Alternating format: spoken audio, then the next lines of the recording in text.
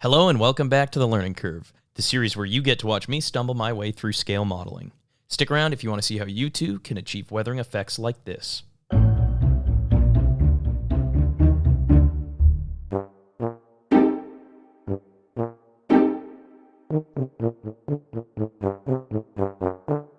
Last week we painted this model and got it to the halfway point. This week we'll be finishing it off with some weathering. We'll start by doing some brush chipping. Chipping is definitely a technique where the more you put in, the more you get out. This is only my second time trying brush chipping, and I've learned a few things from my last attempt that I'd like to apply here. Firstly, test your chips on the underside. That way if you make any mistakes, they're not going to be super obvious. Now, for the first layer, use a lighter version of the base color. Last time I used gray on a green tank, and it didn't turn out looking too hot. You also want to make sure the paint's pretty thin so it doesn't go on too opaque. If it's thick and clumpy, it looks really obviously brushed on, and kind of ruins the effect. Focus the effect on hard edges and corners, and drop a few chips onto the center of panels to break up big boring surfaces.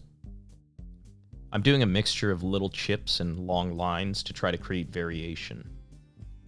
I'm trying to keep the distribution of these chips pretty random, but there is some logic when it comes to positioning. High points that stick out are more likely to hit things like branches and rocks or concrete and get scuffed up. So when you're doing your chips, keep that in mind. You can see a little bit later in the video, I might have gone a little bit carried away. The piece of advice that really made the biggest difference when it came to doing these chips was to think about this like you're trying to put the least amount of paint on the model as possible.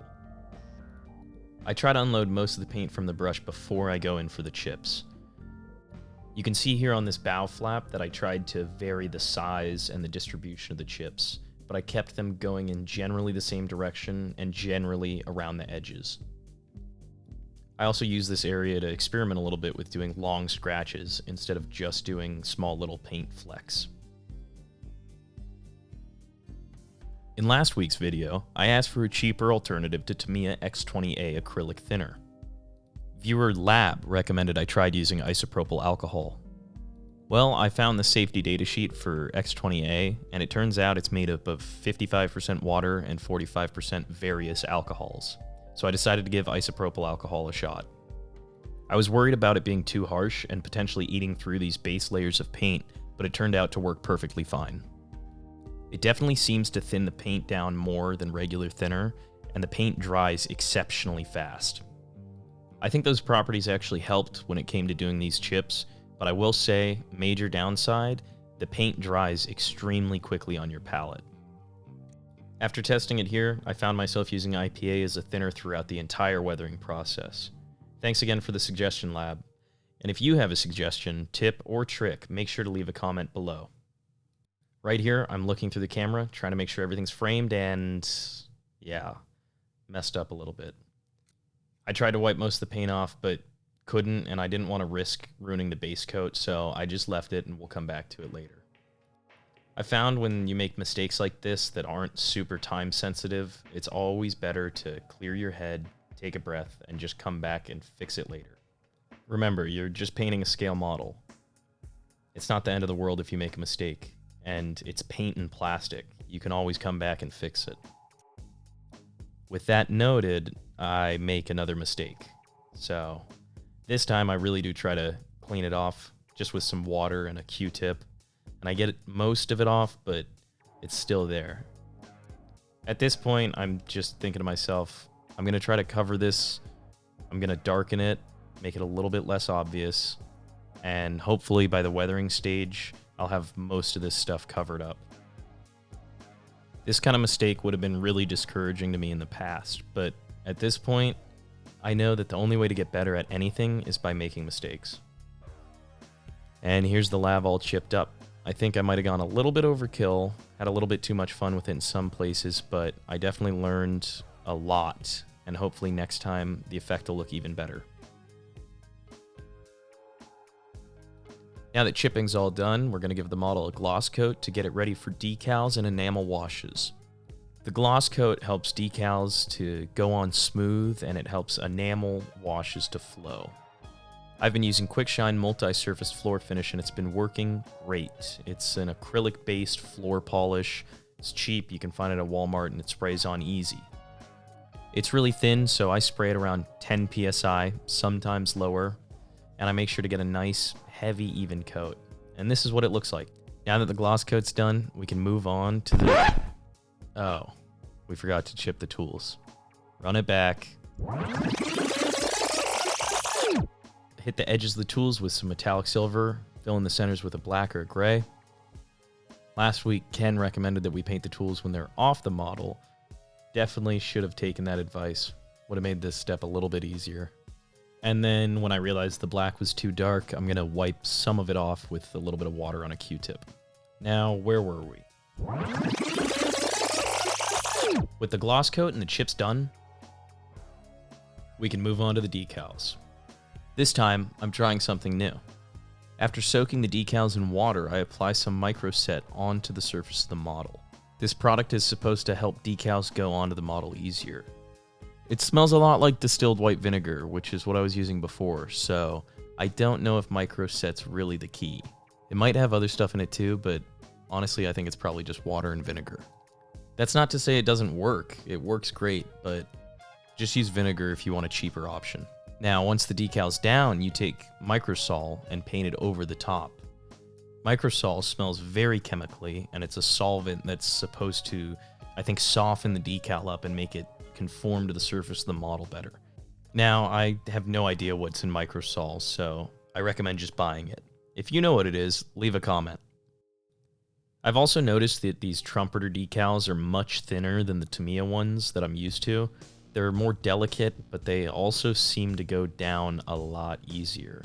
Sometimes the Tamiya decals take a minute or even 2 minutes of soaking in water before they lift off the paper. These Trumpeter ones take maybe 30 seconds.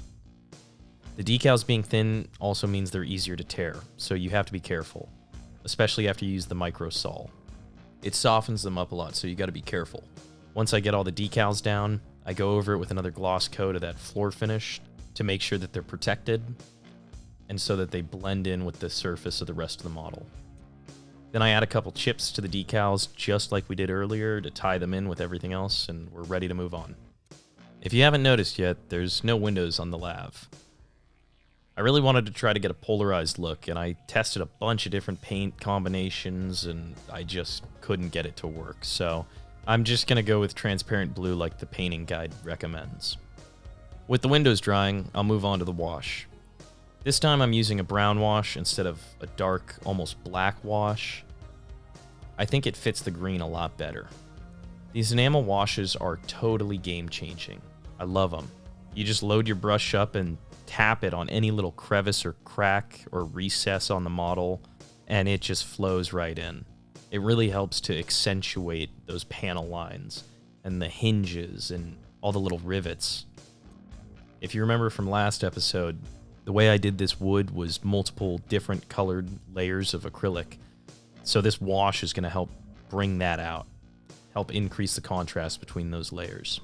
Don't worry about being super precise with enamels. Acrylic paints don't react to enamel thinner, which means we can take a brush loaded up with white spirit and remove all the excess wash, leaving it only in the places that we really want it. The pointed Q-tips came in handy for these bigger areas that had a lot of wash, but honestly, the paintbrush was the best tool for this.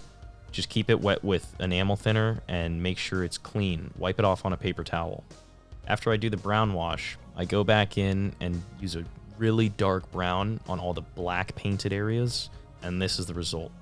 I think the wash really helps to tie everything together.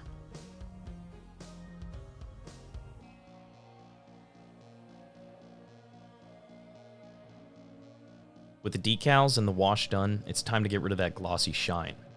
Here I'm using Mr. Hobby matte acrylic mixed 50-50 with isopropyl alcohol, spraying it at about 20 psi, and I make sure that when I mix it, I do it in a separate mixing cup and then transfer it to my airbrush. This is really the only time I'll do that. It just makes it a lot easier to make sure that it's thoroughly mixed. It's hard to tell when you're mixing two clear liquids together if they're actually combined. And with the final clear coat done, it's time to get a layer of dust down. I'm using the same matte clear mixture that we just used, but I've added some grays and tans to it. I go over the lower hole of the model to create a dusty look that I'm basing off of reference images. I mixed different tans into the matte clear, and then I built up the color in multiple layers to have some variation. This is my first time using this technique, and I think it was pretty effective at creating the dusty look. The clear paint helps to ensure that the dust colors don't go on too opaque and cover up all the detail work I just did. Then I throw the wheels on and make sure they get a nice dusting too. These are normally going to be the dustiest part of the vehicle. Sometimes I have problem with acrylic paint sticking onto these rubber wheels, but this time it seemed to work fine, probably because of how thin of a layer I'm doing. And then I hit the top of the model with some dust to tie everything together. Normally this is where I'd start adding mud and rain streaks, but this dry dusty look actually looked really cool, and it was accurate to reference photos, so I just decided to leave it like this. I think it's a clean, kind of subdued look compared to what I normally do, and I really, really like the way it turned out. That dust really helped to tone down some of the mistakes I made in the chipping stage, but it also really ties everything together. I tried a lot of new products and techniques over the course of this build, and I feel great about it. Really happy with the way it turned out. And if you made it this far, thanks for sticking with me. I'll see you next week. Bye.